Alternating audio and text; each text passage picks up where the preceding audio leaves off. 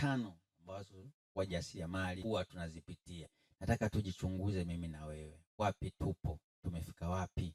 Tumekwama wapi? Au tunakwamia wapi? Na sasa tusipoteze muda, tuna mambo mengi ya kujadili. Wait. Please subscribe kwanza. Yes. Haya, tuendelee. Yani kisha ujumbe uliopo hapa ndani unakuzama mpaka kwenye mifupa yani. Ukimaliza kuangalia content mimi nakwambia kabisa wewe hutobaki yule yule. Utakuwa tofauti. Sasa matumaini bila uelewa, uninformed optimism. Sema uninformed optimism, huyu mjasiriamali wetu au ni tabia gani au mambo gani ambayo huwa yanajitokeza au tabia gani ambazo huyu mjasiriamali wetu au mimi au wewe tumewahi kuzionyesha tukiwa kwenye stage ya kwanza ya ujasiriamali. Mara nyingi sana huwa tunaelezea ndoto kubwa ambazo tunazo au matarajio au matumaini makubwa ambayo tunayo. Mtu anakuambia anataka kununua nyumba Masaki. Mtu anakuambia kila mtu anakopo ana ndoto zake au ana mambo yake makubwa anataka accomplish na yataletwa na matokeo chanya ya biashara ambayo anaifanya. Mara nyingi sana motivation inakuwepo juu. Yani hizi ndizo tabia ambazo mtu anazionyesha. Motivation yani ana moto hatari yani huwezi kumzima yani, alafu ukimwambia chochote anakuambia wewe uelewi. Na kiukweli ni kwamba wewe uelewi kwa sababu kila mtu ana vision yake. Sasa unaelewa ni, lakini kitu ambacho ni so obvious ni uelewa. Mara zote uelewa kwenye hii hatua unakuwa ni mdogo sana. Mfano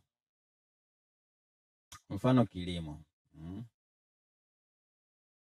Mfano kilimo cha nyanya. Unajua kwa nini watu wengi wanapenda sana nyanya? Kwa nini watu wengi wanajimixigi sana kulima nyanya? Ni kwa sababu nyanya ni it's a gold. Yani kwenye masuala ya kilimo nyanya is almost like a gold mzee. Ni kwa sababu hii ukitusua hii mbona maisha yako yamenyoka ni faster.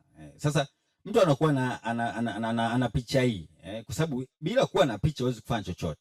Picha ndio inayo kudrive kufanya chochote kile unachotaka kufanya. Kwa hiyo mtu anakuwa na picha hii anasema labda mimi nitalima eka 1 ya nyanya. Anasema okay, mimi nakwenda kulima eka 1 ya nyanya.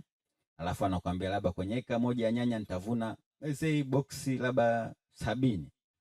Bwana mimi nitavuna boxi 70. Alafu anasema mathalani au kwa sasa hivi kila mtu anajua kwamba sokoni bei boxi ya nyanya linatembeaje. Kwa hiyo mtu anaweza kusema au of course kuna kipindi ambacho tunajua boxi la nyanya uga linafika 70,000. Linafika shingapi? 70,000 shillings. Sasa kama wewe una boxi 70 alafu umepiga zako hiyo ndo namba yako hiyo mzee. Una boxi zako 70 alafu bei ndo hiyo hapo. Sasa ukipiga hesabu mwanangu, hii ni milioni 4,900,000 hii. Hii si milioni 4,900,000. Sasa ndani ya miezi mitatu tu umepiga mzee milioni 4,900,000. This is a lot of money. Wakati hapa hata kwenye hii tu hesabu hii tu yenyewe pia vivyo hata hujui kwamba ni gross yani yako wenyewe yani yako unaobakia nayo yani una keep on pocket, ukitoa mtaji ni shingapi hujui. Kwa hiyo uelewa mdogo sana ni kwenye shughuli yani kwenye shughuli mbalimbali ambazo watu wa ujasiriamali wengi huaga tunatumbukia tunatumbukiaga humo. Ndio inakuwa au ndio inakuwa tabia ambayo inaainisha au ina show yani au ni kwamba huyu bwana huyu ni newbie, huyu ni mgeni hapa, huyu ni mpya. Una wazo lako mtu akwambie mzee yani wewe unataka hata kesho yani mzee ukianza ukakitibue yani ukalianzisha yani kama duka lako la kuuza sio unataka kuuza viatu unataka hata kesho, anaona kama vile unachelewa. Lakini ukweli ni kwamba uelewa unakuwa mdogo. Unajua tu bei ya sokoni ya kununua ya kuuza ya kununua na unajua tu bei ya kuuzia. Kuna vitu kadhaa hapa katikati uelewa wake unakuwa hatujui. Umeona kwenye mfano kwenye kilimo. Mtu anasema kwamba mimi nataka nilime eka 1 nitavuna boxi 70, kila boxi nitauza 70,000.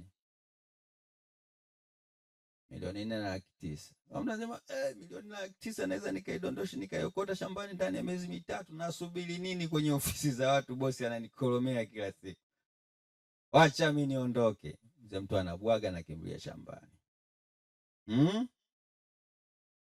Tuangalie hatua ya pili, jasiriamali wetu atakuwa yuko wapi baada ya So it's time for shameless promotion. Please just like nipe like, nipe content.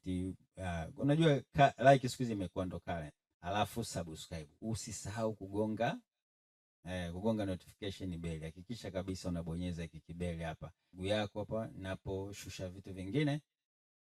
Vitu vingine wewe wa kwanza kuipata. Alafu sambaza upendo. Najua kwamba kwenye video hii kuna kitu kimoja umekipata, ungependa kushare na ndugu yako, labda yupo kwenye moja ya stage hizo hapo na unataka kumpush kidogo na unahisi kabisa kwamba hii content ingemsaidia. Please share naye. Na sababu yote ya kutokushare naye. Share some love. Comment hapo my valley of despair was, yani tupe story yako kwenye valley of despair yako ilikuwaje mzee? What happened? Ulipoteza shilingi ngapi? Nini kilitokea? Sawa bwana. Pita hapo kwenye comment hapo afu tuambie kwamba valley of despair yako ilikuwaje. Mimi sinakwambia iliumbukaga Sinza kumekucha pale. Sasa keep pushing man. Keep pushing, keep fighting. Najua tu ni mambo tu yatakuwa sawa. Sawa bwana. Adios muchachos. Tukutane kwenye video nyingine.